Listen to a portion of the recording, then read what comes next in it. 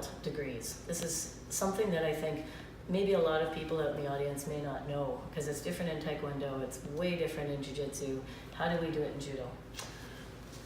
Okay, in Canada, there is a national Dan grading syllabus. In other words, when a person wants to go from brown belt to black belt and higher up in the black belt, they have to comply with the Judo Canada grading syllabus. And depending on what level you're going to, first, second, third, fourth, fifth, and all the way up, and you have to acquire so many points. You have to be of a minimum certain age, and for shodan it's 15. And before the grading board, you are required to demonstrate some standing techniques and some grappling techniques, and you perform what's called a nagano kata.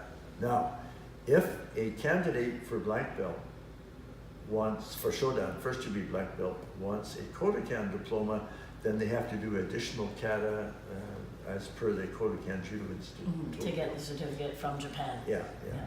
For Judo Canada, for shodan, you have to do 3 sets for Judo Canada diploma only.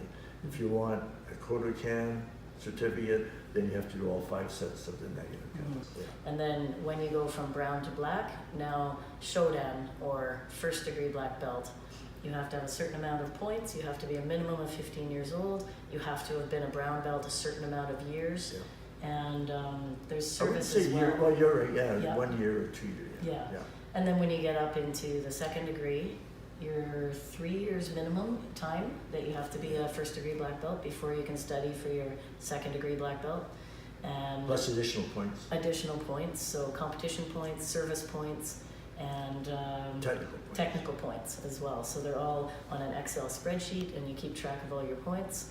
You gain points in competition by each time you get an ippon, a perfect throw, that's 10 points, for example. And you keep track of that, as well as the grading board will be keeping track of that. And how do you get the technical points? Okay, there are various ways. One is to attend NCCP courses, and these govern physical activities and also mental and training. So coaching certification. Coaching certification. Now, if you're not wanting to get into being a certified assistant instructor or a dojo instructor, then you can take any course. You could take St. John Ambulance, you could take a course at by correspondence, whatever, anything that's what we call professional development, and that will count towards your next promotion. Technical points. Technical points, yeah. 3 portions to the points, that's correct. Competition points, technical points, service points. Basically, you're helping out at tournaments, your scorekeeping, all of that accumulates. And then you can go and test for your black belt once you've accumulated, I think it's 120 for black belt, from brown to black. Yeah. And then you've got the allotted amount of years. Now you have to go in front of the grading board, and it's only offered twice a year, and perform your kata. And then you get your second degree, your third degree, fourth degree, all with different requirements, amounts of points, time in grade. And we don't get stripes on our black belts. Nope. You know, I'm a third degree black belt, but I don't have any stripes. So you never know if somebody's a first degree, a second degree. Actually, jokingly, someone said to me when I go to Japan to compete in the All Japan Idan, every other year I practice at Kodokan. And they said to me, well, how do you know if you're working with a first degree or a 7th degree? I said, when he grabs you. Yeah, exactly.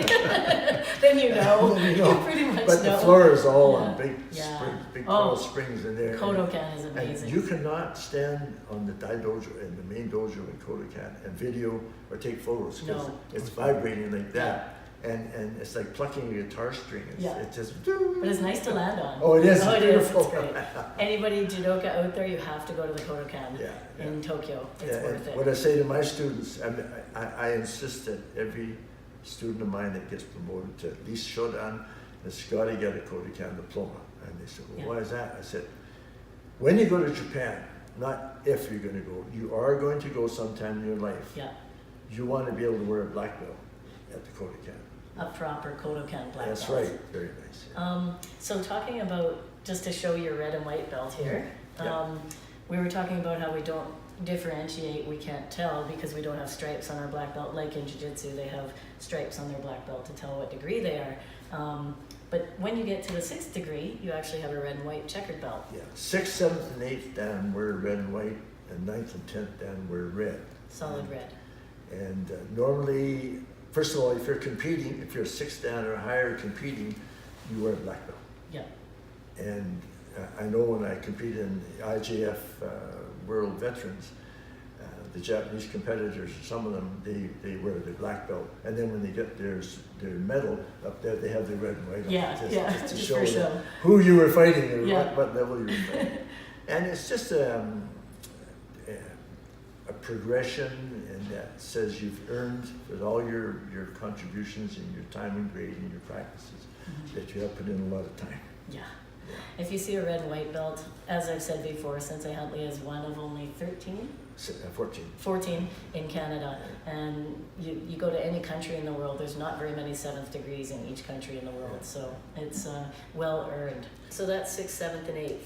Now with the solid red belt, 9th and 10th degree black belt, only a few in the world, including the founder of Judo, of course, 10th degree. In Japan, it's more honorary at that point? It's not honorary to the extent that it's purely honorary. It's for devotion to Judo and service to Judo, whether as an instructor at a club, whether on the grading board, whether it's on the executive of an international or national organization. And there's only been, presently there's 3 10th Dan in the world in Tokyo, as far as as far as Kodokan goes. And in Canada, we've had 4 promoted to 9th Dan. Mr. Senda from Alberta was the first one. And then Mr. Yeiji Inoue, my sensei, is 9th Dan. And Nakamura sensei and Mr. Raymond Damblin. That's right. Yeah. 4 in Canada. And Here's another question, just speaking about honorary degrees of black belt. It's not really honorary, but there's something in Judo called Batsugan. Batsugan. And it's basically when you've maybe medaled in a world championships or you've been on the podium at the Olympics, you've done a high level of competitive judo. In other words, you hadn't had the time to devote to learning the kata, doing the exams, so they honorarily hand you your second or third. The Batsugan means instant promotion. Yes. And it entails a lot too, as you say, being an international champion. It could be for time and grade, but you have to have a relatively good understanding of the overall requirements for that rank. And it has to be approved by your instructor, by your provincial association and the national association. It's just not given by the province or given by the individual instructor. It's at the national level. But you do see the odd Olympic judoka who has a 3rd or 4th degree and he hasn't performed a kata yet. That's true. No, Yeah. there's no And that requirement, does no happen. grading requirement. That's right. Yeah. It's just presented usually at that event. And that's called Batsugan. Batsugan.